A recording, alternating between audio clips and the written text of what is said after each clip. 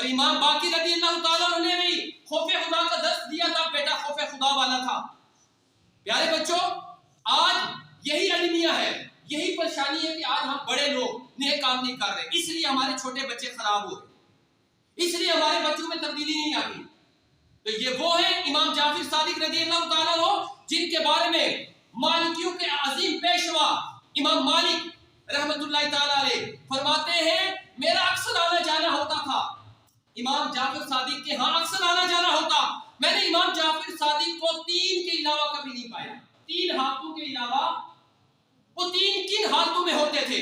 امام جعفر صادق رضی اللہ تعالیٰ عنہ یا تو تلاوت قرآن کر رہے ہوتے تھے، کون کہہ رہے ہیں؟ امام مالک رضی اللہ تعالیٰ عنہ کہتے ہیں یا تو میں نے امام جعفر صادق رضی اللہ تعالیٰ عنہ کو قرآن کی تلاوت کرتے ہوئے پایا، اگر تلاوت قرآن نہیں کر رہے تو پھر نماز میں پایا کہ وہ نماز پڑھ رہے ہوتے تھے گھر میں، یا تو تلاوت قرآن یا تو نماز میں مصروف ہوتے تھے۔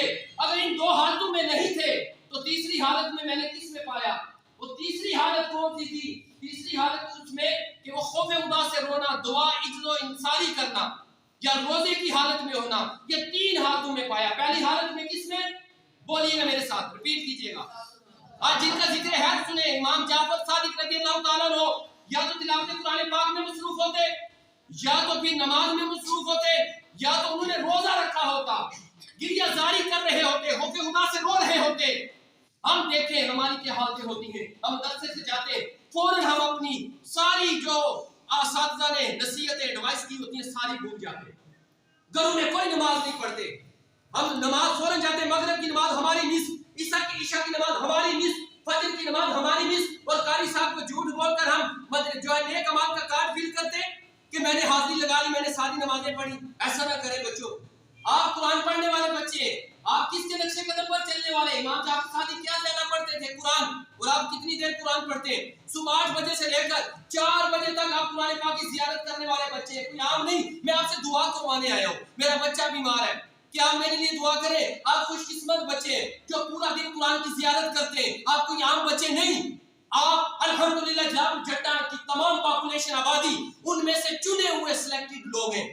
اتنی آبادی میں کہتے 2.25 ارب کے قریب مسلمان ہیں، ان 2 ارب میں امامے والے کتنے، اس میں حفظ کرنے والے کتنے بچے ہیں؟ اللہ تعالیٰ نے ان سارے لوگوں میں آپ کو سلیکٹ کر کے آپ کو مسجد میں آنے کی سعادت بخشی۔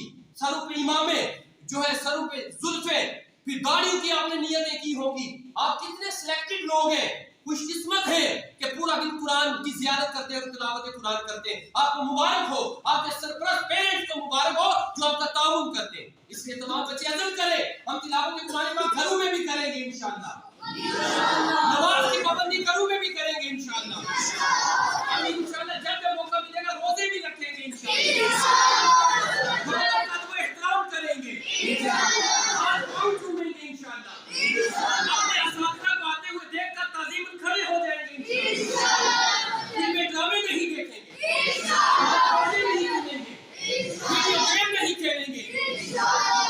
آخر میں اللہ پاک کی بارگاہ میں دعا ہے جو میں نے باتیں کی، بات کو اللہ مجھے اور آپ سب کو عمل کرنے کی توفیق عطا فرمائے، آمین بجاہ نبی